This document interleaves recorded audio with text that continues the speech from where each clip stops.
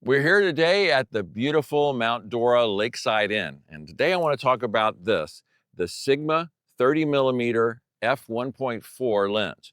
Now this is a 4/3 lens. I picked this up and it came with a adapter for micro 4/3. I actually got this before I ever got a 4/3 camera. And it actually works. I'll get back to that in a minute. But this lens is so beautiful and so sharp. It has a really, really great depth of field, obviously at 1.4. It has really great bokeh, and the fall off from the narrow field of view off to the bokeh section. Oh, it's just beautiful the way it just falls off so smoothly. It's just, there's something special about this lens, there honestly. Now, this was a very popular lens back in the day. This lens they made in a Canon mount and a Nikon mount and probably a bunch more, maybe a Minolta A mount, whatever was popular back in the day. This is back in the early 2000s, 2004, 2005 is I think when this lens came out.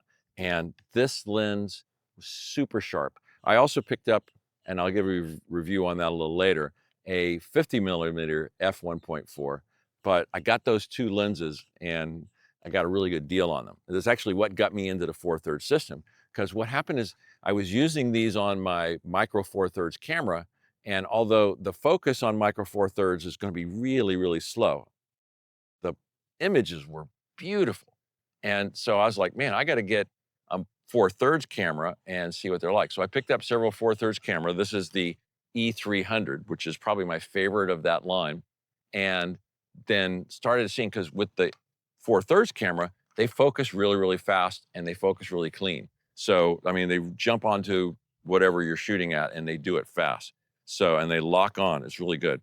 So it has a manual focus, autofocus switch. It's focused by wire, so you have to deal with that. But oh man, and it's a big, heavy, solid piece of glass. So it's very hefty, good, solid feel to it because it is this beautiful piece of glass.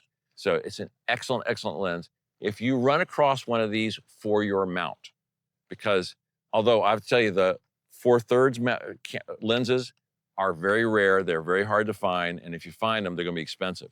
But for Nikon, for Canon, for any of the other mounts you might find this for, you're going to find it to be a really, really a real bargain for what this lens is. So this is the Sigma 30 millimeter f1.4 DC HSM lens. I think the HSM has to do with the focusing motor, but it's a really beautiful lens and I would really highly recommend it. Let me show you some of the pictures I got out of it.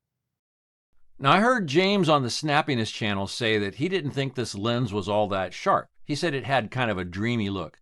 Now, I don't have the experience or expertise that he does, but these pictures seem plenty sharp to me. I think this lens is very sharp.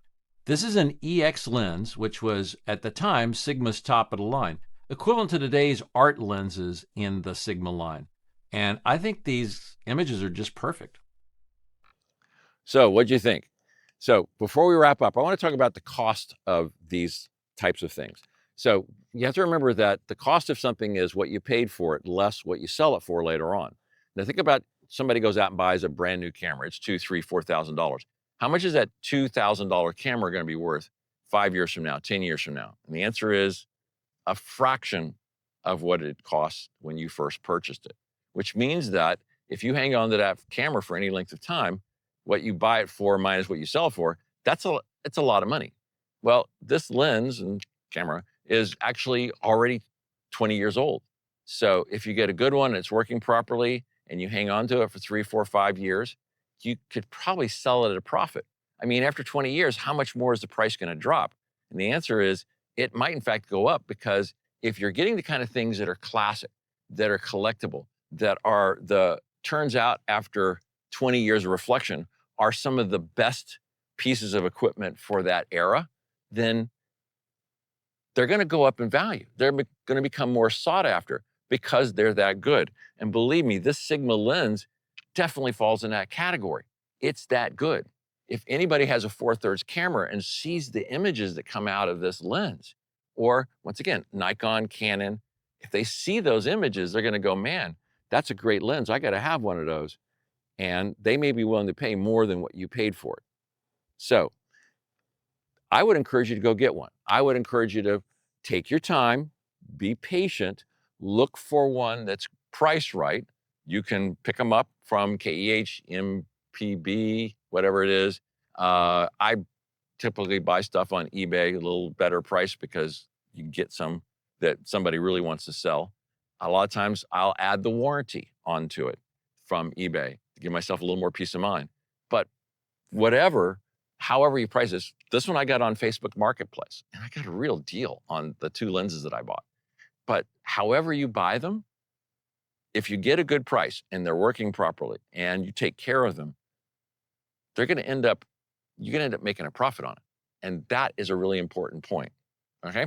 I hope you guys enjoy the pictures and the images, and we'll see you in the next one.